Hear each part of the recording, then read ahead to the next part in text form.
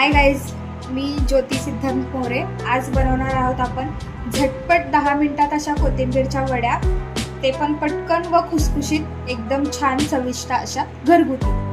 चला तर आपण बघूयात आता ह्याच्यामध्ये काय काय आपण इन्ग्रेडियंट्स ऍड करणार आहोत। चला तर आपण घेतलेला आहे 1 वाटी तांदळाचं पीठ, 1 वाटी बेसनचं पीठ। ह्याच्यामध्ये आपण घेतलेला आहे 5 ते 6 मिरच्या आणि 7 ते 8 लसूणच्या पाकळ्या मिक्सरमध्ये बारीक वाटून, अर्धा चमचा मी घेतलेला आहे हळद आणि थोडीशी मी हिंग पावडर घेतलेली आहे। ह्याच्याने चव मस्त येईल। व थोडंसं मी घेतलेलं आहे घरचं लाल तिखट। तुम्हाला टाकायचं असेल तर तुम्ही टाकू शकता, नसेल तर आवश्यकता नाही। ह्या वड्यांना छानसा रंग येईल त्याच्यासाठी मी हे तिखट टाकलेलं आहे आणि 1.5 चमचा घेतलेला आहे मी मीठ। आता चला तर आपण हे इन्ग्रेडियंट्स ह्याच्यामध्ये ऍड करूया।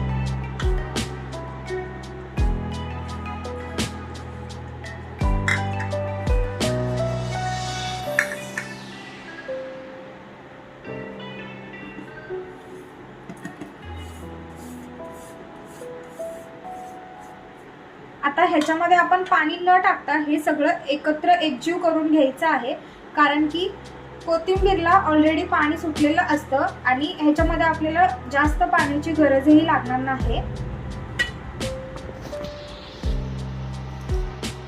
आता हे असं सगळं एकजीव करून घेतलेलं आहे। आता ह्याच्यामध्ये आपण थोडं थोडं पाणी ऍड करून चांगलं एकजीव करून घ्यायचे। मी साधारण 2 चमचे असं इथं पाणी टाकलेलं आहे। 2 ते 3 चमचे ह्याला पाणी पुरेसं होऊन जातं। हे बघा असं छानसा गोळा झालेला आहे। आता आपण ह्याचे 3 भाग करून घेऊया, छोटे छोटे गोळे। त्याच्यासाठी थोडंसं तेल लावून घेऊया हाताला आपण, जेणेकरून गोळे व्यवस्थित होतील। जास्त पाणी टाकलं की असं पातळ होतं। माझ्याकडून थोडंसं पीठ पातळ झालेलं आहे।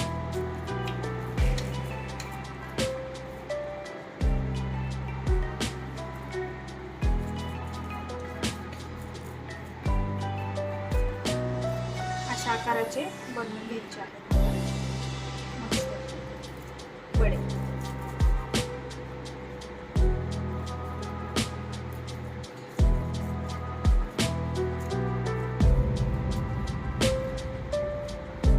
तर आता हे वड्या आपण स्टीम करायला ठेवलेला आहे। तर हे स्टीम झाल्यानंतर तुम्हाला दाखवू। हे वडे आता उकडून झालेले आहेत। आता आपण ह्यांना बारीकशे असे व्यवस्थित मीडियम साइजचे काप करून घेऊयात।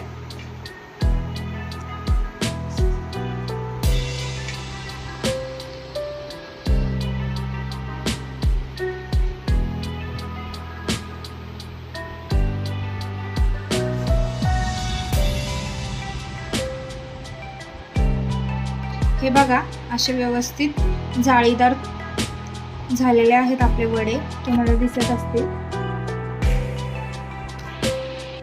मस्त असे आपण ह्यांचे काप करून घेतलेले आहेत आता वड्यांचे।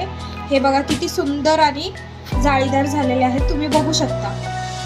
आता आपण ह्यांना शॅलो फ्राय करून घेऊयात। मला शॅलो फ्राय केलेले आवडतात, त्याच्यामुळे मी शॅलो फ्राय करणार आहे। तुम्हाला जर डीप फ्राय करून आवडत असेल तर तुम्ही तसेही बनवून खाऊ शकता।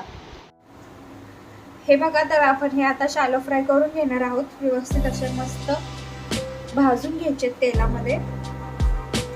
तुम्हाला जर तळून हवे असतील तर तुम्ही तळूनही खाऊ शकता, छान लागतात दोन्ही प्रकार।